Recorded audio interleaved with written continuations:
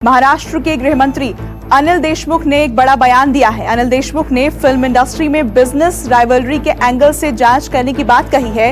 अनिल देशमुख ने अपने Twitter handle पर एक वीडियो शेयर किया है। इसमें उन्होंने कहा कि एक्टर सुशांत सिंह राजपूत की पोस्टमार्टम रिपोर्ट से साबित हो गया है कि उन्होंने आत्महत्या की है। मीडिया में ये बातें सामने आ रही है कि फिल्म इंडस्ट्री में बिजनेस राइवलरी के कारण सुशांत सिंह राजपूत ने आत्महत्या की है। इस एंगल की भी जांच पुलिस विभाग करेगा।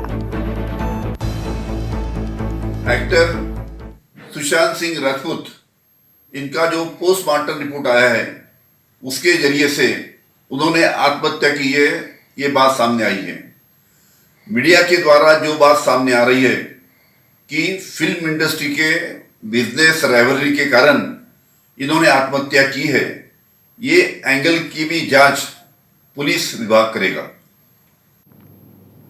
और हमारे सहयोगी इंद्रजीत सिंह मुंबई से हमारे साथ इस वक्त लाइव जुड़ गए हैं। इंद्रजीत, अब इस केस की जांच पुलिस एक नए एंगल से भी करने जा रही है। बिजनेस राइवलरी के एंगल से क्या कुछ लोगों के नाम भी सामने आए हैं?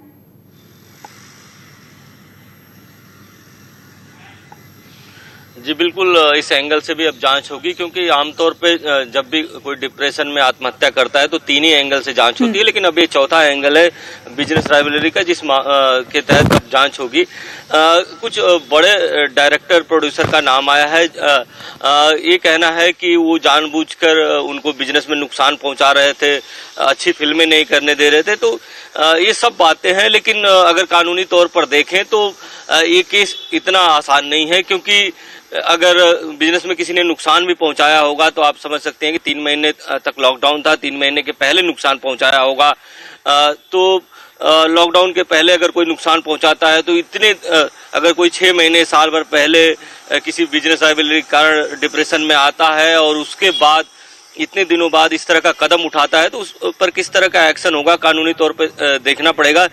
लेकिन इस मामले की पुलिस ने जिस तरह से जांच शुरू की थी तो पहले 3 एंगल पे जांच शुरू हुई थी कि क्या उनको कोई बिजनेस में बहुत बड़ा घाटा हुआ है, इसके अलावा आर्थिक तंगी तो नहीं है। दूसरा ये था कि उनका करियर ग्राफ किस तरह से चल रहा था। तो ये जरूर था कि कुछ फिल्में हाल में उनकी नहीं चल पाई थी, लेकिन ये भी था कि कुछ फिल्में उनकी हिट भी हुई थी।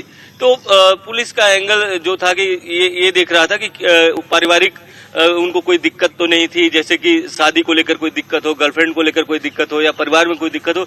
इस मामले में जांच चल रही थी, लेकिन देर शाम जाते जाते जिस तरह से बॉलीवुड से आवाज उठने लगी, कंगना रनौत सामने आई, इसके अलावा जी बिल्कुल, आप बने रहे हमारे साथ, आगे भी हम जुड़ेंगे आपसे अपडेट के लिए। बिजनेस राइवलरी की अगर आपको ये वीडियो पसंद आया हो तो इसे लाइक और शेयर जरूर करें, और हाँ, हमें सब्सक्राइब और फॉलो करना ना भूलें ताकि आप देश और दुनिया की कोई भी खबर मिस ना करें।